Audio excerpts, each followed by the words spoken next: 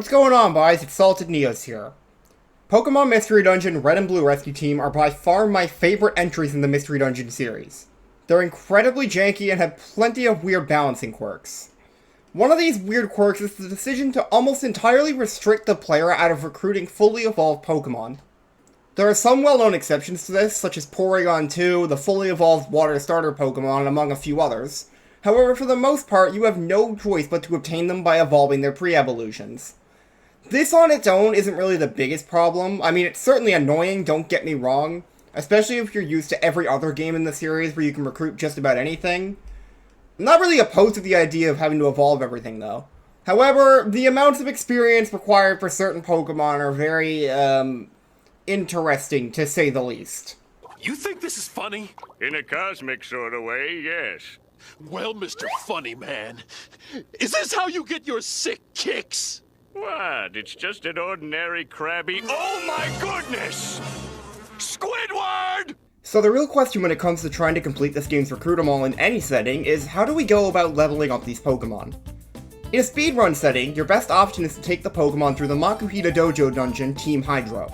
Each trip through this 3-floor dungeon is pretty quick, with the third floor being the boss fight against Team Hydro themselves, consisting of the Feraligatr, Blastoise, and Swampert you met during the main story.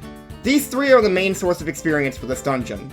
Now, before you go mindlessly spamming a room-ranged attack every time you go through this dungeon, you need to remember that there's a 1.5 times experience bonus granted to you if you defeat the enemy Pokemon with a linked move. So optimally, you want to bring in a Pokemon such as Articuno, who is probably the single most overpowered Pokemon in the game, and then use a linked move chain of something like Agility into Powder Snow, which is a room-ranged attack that'll typically kill all three immediately. On the off chance you miss, Agility makes you get to move immediately again after Powder Snow for free, so there's zero risk to this.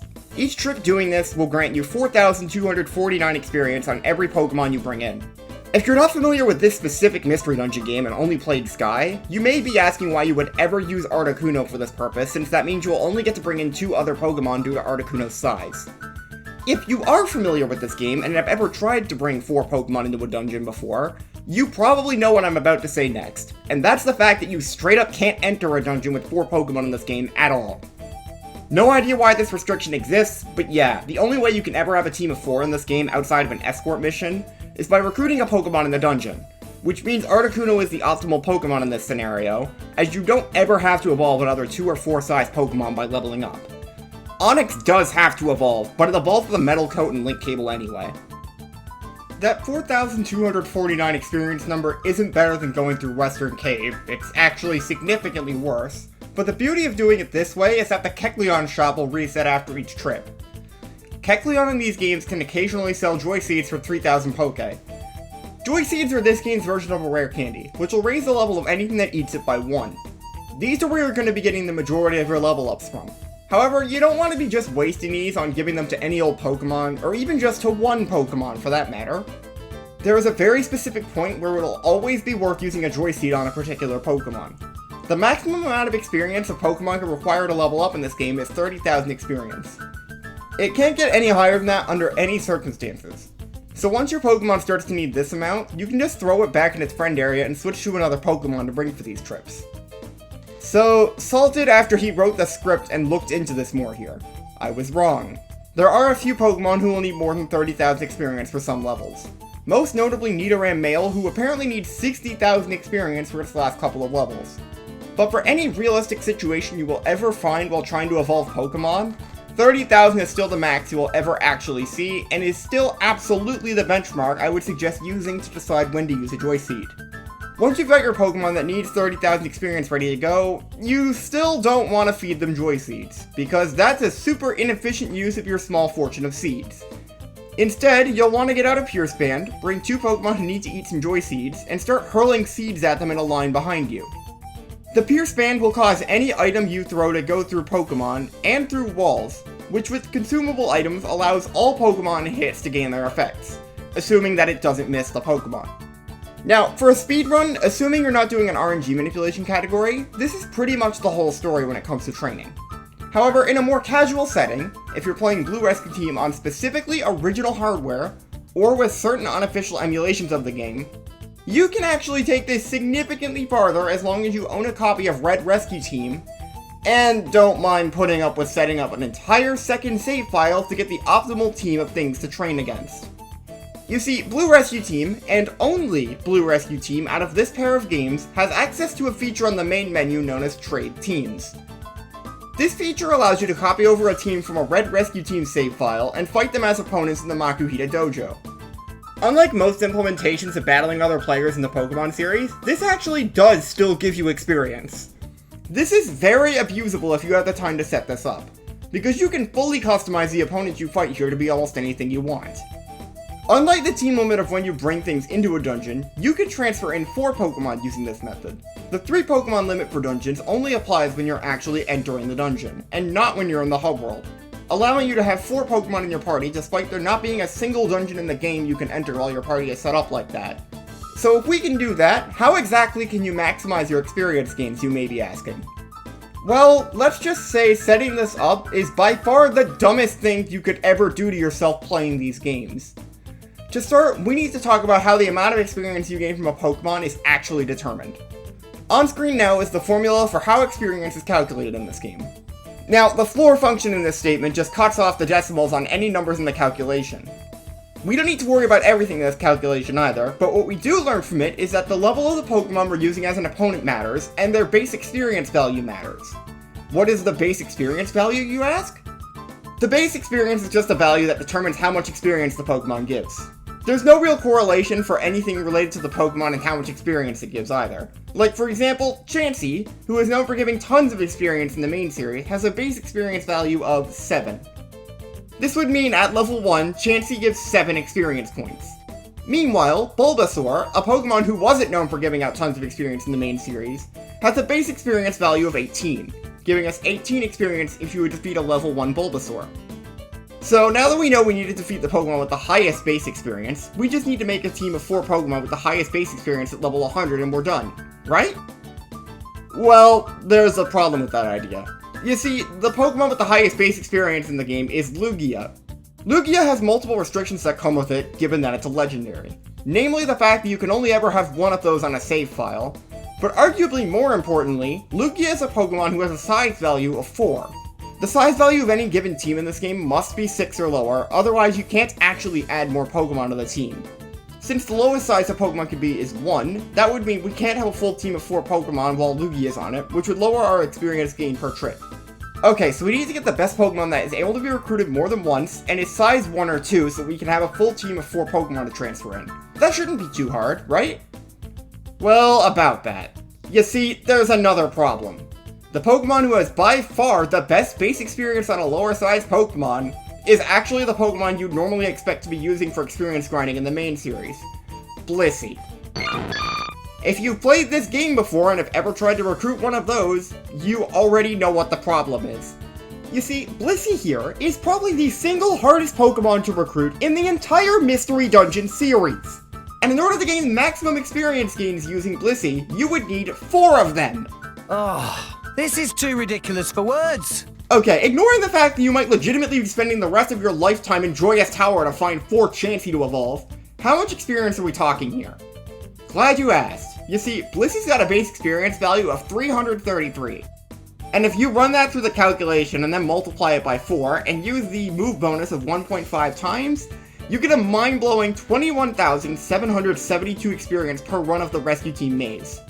That is enough to level up anything in 2 trips, since as mentioned earlier, the experience cap per level is 30,000. Our survey said...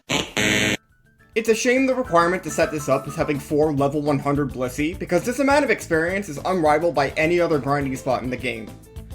You can RNG manip for them if you want, though since you're doing a manip in Red Rescue Team, you'd need to hard reset the console after any quick saves you use in the manip. I'll leave a link to a tutorial by fellow PMD content creator Mistaldi you can follow if you want to do that. This manip was routed with Blue Rescue Team in mind, so any floors which have version exclusives, you're just gonna have to wing and continue the manip as normal once you're on a floor that doesn't have any version exclusives. Just be sure to still quick save on any floor that the manip requires, even if there are version exclusives there, otherwise you're gonna just lose the manip entirely. If you're intent on setting this method up no matter what, and for some reason you just don't want to RNG manip the 4 Chansey despite how easy RNG manips are in this game, here's an alternative to hunting down those 4 Chansey in Joyous Tower. So to start, you're going to need to fill every friend area in the game. Then you need to recruit as many different things who stay in the Sky Blue Plains friend area as possible until you only have 4 open slots left there. After that, you want to start beating Wish Cave and wishing for something good from Jirachi until you get a Blissey or Chansey. Every time you get Chansey, you're going to need to evolve it so that Jirachi can keep sending more Chansey. Eventually, you will finally get 4 level 1 Blissey. And then you get to grind all of those up to level 100 to maximize your experience gains. If you're a sane human being, you might be thinking, okay, the reward for this is nuts, but isn't there any substitute we could use for these Blissey that sacrifices a bit of experience, but also doesn't take approximately 18 human lifespans to actually do? Don't worry, I've got you covered there too. There are other Pokemon who have really good base experience values who are 1-star size you could use instead. So instead of just forcing 4 Blissey on here, why don't we instead ask the question, what's the most experience you can get from a trip to the Rescue Team Maze that involves a team of 4 unique Pokemon? This way, anyone who has a 100% save file of Red Rescue Team can still make any playthroughs of Blue Rescue Team they do much easier to grind later without breaking up their living decks. The best possible base experience that allows for a team of 4 that isn't an obnoxious pink blob is shared by Jirachi and Deoxys, who both have base experience values of 300. Of course, we still have a Blissey in here as well, with its 333 base experience.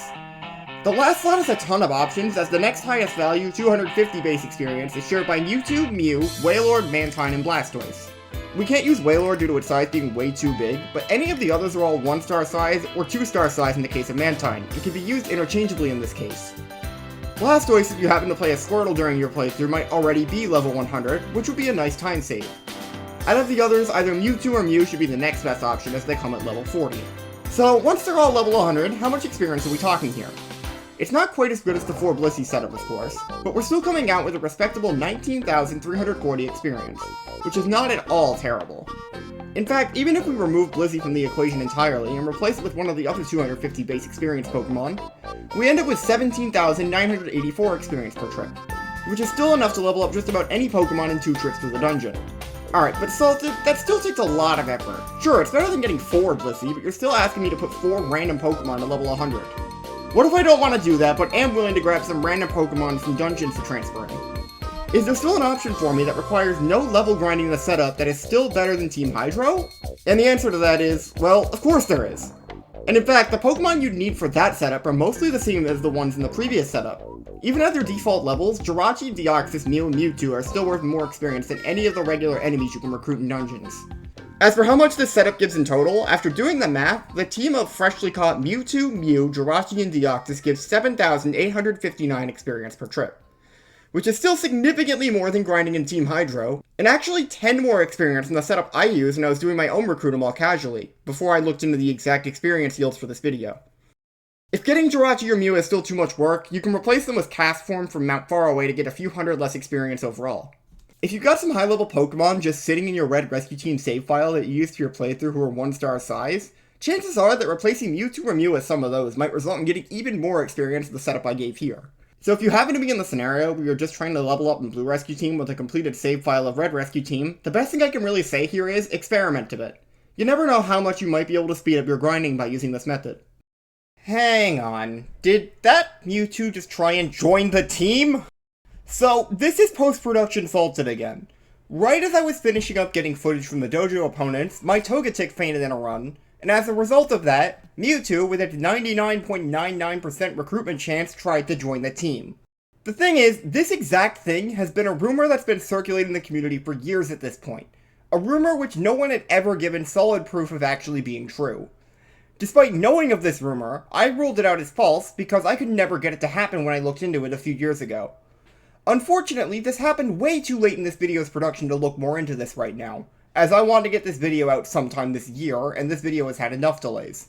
So for now, despite this being a pretty big thing to rediscover, and there most likely being a lot to talk about with this, I'll have to come back to this another day once there's more time to test things out with this. If you can think of any cool interactions to test out with this discovery, please let me know in the comments. I'd love to hear what ideas you guys might have to test out here. In conclusion, the Rescue Team Maze is an insane experience grinding spot if you can be bothered to set it up to its fullest. But even just the aftermath of a Red Rescue Team playthrough that played through all of post-game can result in having a training spot which is far more optimal than anything else in the game. But even if you don't have access to the Rescue Team Maze, Team Hydro by itself will save you a ton of time over bringing everything into Western Cave. And I would absolutely suggest doing any training you do here if you plan to level up multiple Pokemon. I'd like to thank you for sitting through my ramblings as usual. If you liked what you saw or just want to hear more weird-ass topics about Pokemon in general, please consider liking this video and subscribing to the channel. I'd really appreciate it, and it helps my channel continue to grow. Until next time, later on, boys, and as always, take care. Where's that damn fourth?